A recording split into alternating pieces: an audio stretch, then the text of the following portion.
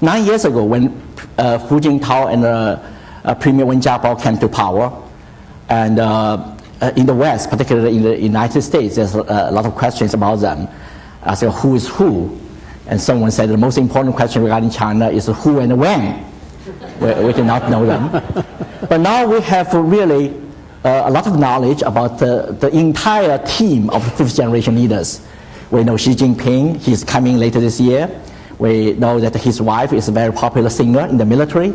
We know that his daughter just attending Harvard as a freshman last year. We know what he likes, and in terms of food, movies, music, and etc. We not only him, but we also know other leaders like Li Keqiang, Vice Premier, and he was so gracious to meet with us, Committee 100 last November. We also know Wang Jishan, he came to US just a few days ago for the Economic Strategy Dialogue, and Li Yuantao is in charge of organization. We certainly know Bo Xilai and Wang Yang, both of them are launching very remarkable campaigns in both Chongqing and Guangdong.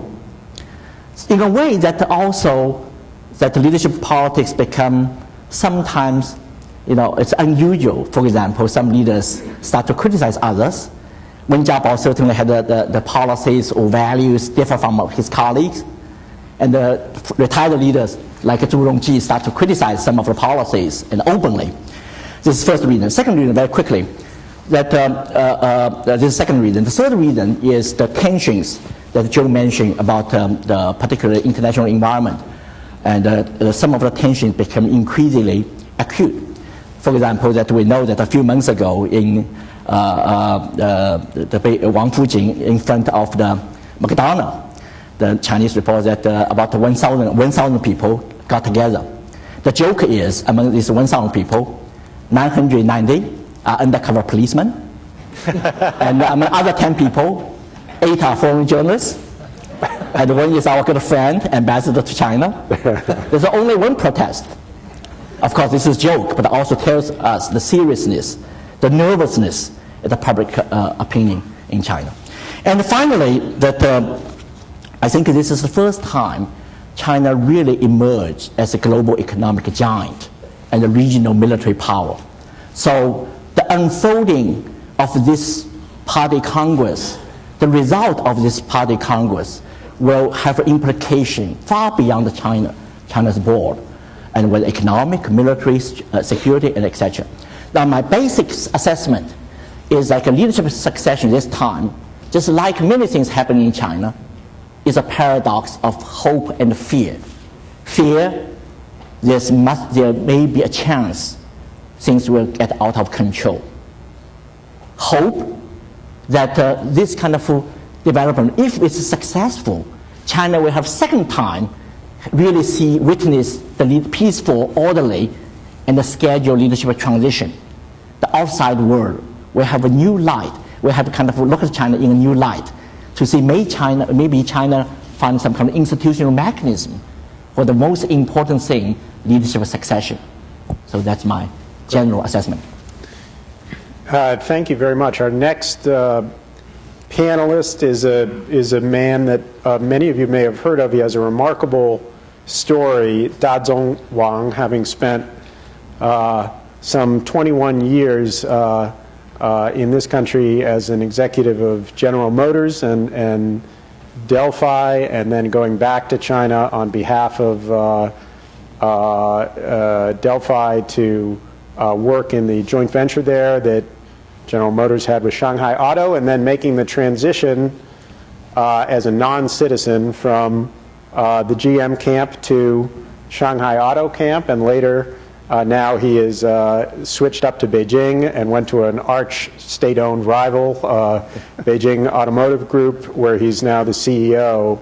Remarkable story in itself, and we're hoping that you could tell us a little bit more about that, and also your view on the topic today of whether you feel social change in China is affecting the leading corporations, or whether pressure for change inside those corporations is affecting the way politics is being transformed in China today. All right, thanks a lot, Joe. Indeed, we talk about changes. I've seen a lot of changes.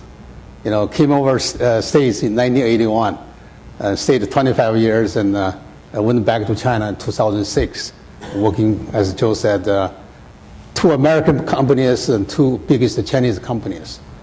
So I've been thinking, there's a lot of changes. What struck me, maybe there are 2 personal experiences that may share some light. When I first came, 1981, as an educated master student, I went to Cornell. I have never seen JFK's picture. The one day a gentleman showed me a picture he took with JFK. He was so proud, but I have no reaction. So he's very, very disappointed. But I can't help. Back then, that's how isolated China was. I just never seen those pictures. Another example I want to share with you was just last week. There was a concert in Beijing, in this Olympic stadium, the famous the bird nest. 100,000 people packed for 6 hours long, the music. Outside of the stadium, there's at least another 100,000 that couldn't get a ticket to get in. Right? Was they listening? Rolling Stone. So to me, that says something about the change that's occurred in China. Right? And that social change, certainly, I think that the openness of China certainly has been good for China. Economics, we already heard a lot of data. I don't want to bore you with a lot of statistics. And but there's a couple of things I want to share with you. One is that education. I feel very strongly the strong country needs strong education. When I was there, the college, every year, you're talking about 100,000 freshmen, plus or minus. Today, 6.6 million new, the college graduates a year. In Beijing city alone, there are more than 50,000 masters or doctors graduated every year. Right? That to me was remarkable. Another thing, we're talking about the economics and the enterprises. When I was there, that basically is all state-owned industry. Right? If not 100%, I would say at least 80%. Everybody working for government. Today, the latest statistics show, census data shows that only 3% of all the enterprises are state-owned. But 3% has this 24% asset. So that means all those state-owned companies are big ones. Okay? Like Beijing Auto, we have 60,000 employees. We have $158 billion RMB sales, 1.5 million vehicles. So those are the change happened in the corporate structure. Another thing closer to myself is the auto sector. When I was there, China makes 7,000 cars a year, called Shanghai brand. Today, Beijing Auto itself making more than that in one day. In the last 10 years, since China opened up, their auto market increased 9 times. Last year, the volume was 18.3 million. So that's all the changes happened. And then you look at the 4 companies that I associated with, started with General Motors, and Shirley and I, we were the part of the team, started the thing in 1995. Last year, they sold 2.3 million cars in China. So it's got to be very, very close to what is sold GM sold in the States. The Delphi, that I was country manager in 1994. We started that from ground zero. And last year, their revenue was $2.3 billion. And it was a very healthy margin. Shanghai Automotive, of course, become the largest automotive company in China, and with 3.5 million sales. And Beijing Auto also, that in the last 3 years, we have increased our sales 2.3 times and profit more than 7 times. So those are the things that are good things. And moving forward, that we are trying to bring more innovations, more changes. Globalization is one direction we want to go. The innovation, not only the technical or product innovation, also the business model innovation, which is calling for cooperation. And so we'll talk, I guess, I'll stop here and we'll talk some more details as we go along here.